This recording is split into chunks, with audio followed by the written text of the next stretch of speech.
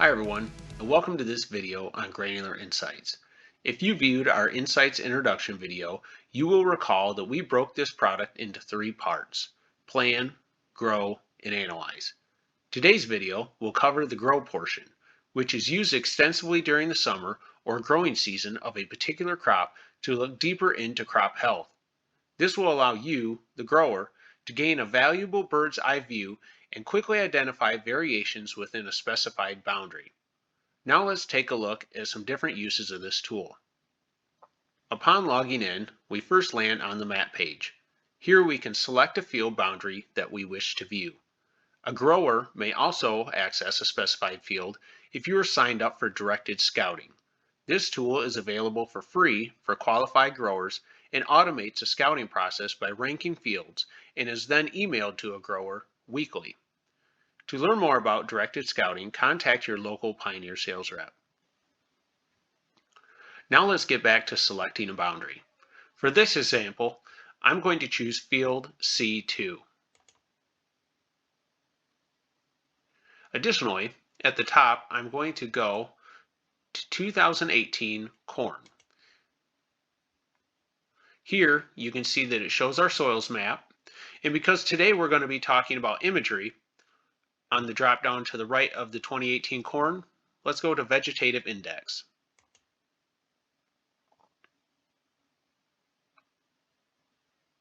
You can see off to the left, like in the previous videos, we have stats about this field. We have scout rank, field variability, and in-season change. And while these say NA at this time, this relates directly to the directed scouting that I spoke of earlier. This is where we will see the rank within your operation of where this field lands in terms of crop health and where we need to maybe start looking to scout initially. Along the bottom is a selector for crop images by date. Click through these images and watch how the crop changes through the growing season. A significant difference Pioneer has over competitors is the number of images that we can get within a week. Notice at the bottom, some of these images were taken every single day of the week.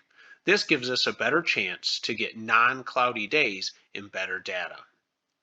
Additionally, while looking at this imagery, it is important to keep an eye out for deviation of color, which will likely correlate directly to yield.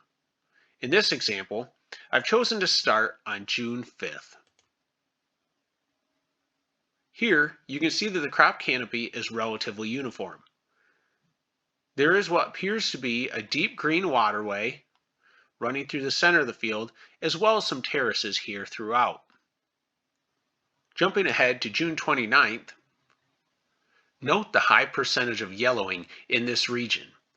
Even as we move on throughout the images, we can go to almost 2 months later and still notice that this is a stressed area. In the further north, it has gotten a little bit better, but still a fair amount of yellowing in this area. Like our video on using insights for analysis, we have the option of comparing multiple layers. By clicking Compare Layers button, we can choose to view as harvested maps beside our crop health imagery. Let's do that at this time. Simply go to Harvest and Yield. Here we can see our as harvested map and the yields by region of the field. Notice anything familiar? The same poor area followed all the way to harvest, as depicted by the red areas in this yield loss. This change was depicted 4 months prior in our vegetative index that we showed on 6/29. Now let's go back and use some of the tools that we learned in previous videos. I'd like to use the Lasso tool to quantify the yield results as compared to the vegetative index. First, let's exit the comparison.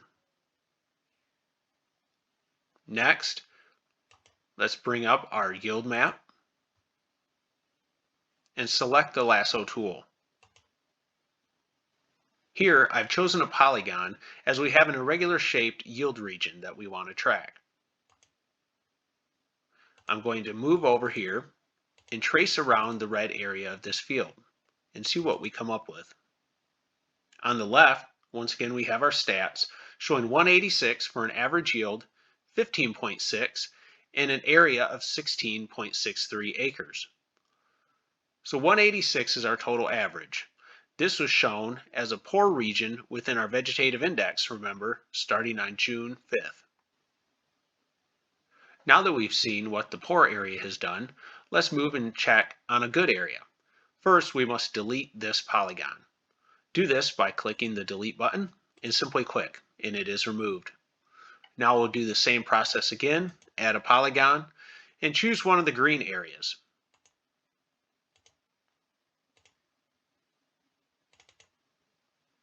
Once again, the stats come up on the left-hand side, and we can see that the yield in this area is quite a bit better.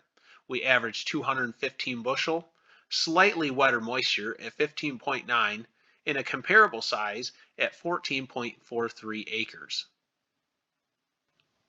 As you can see, this is a very useful tool, not only during the growing season to watch as variations begin in our crop canopy, which can and probably will lead to yield reduction or increases, but also as an analytical tool that we can compare this and quantify the results.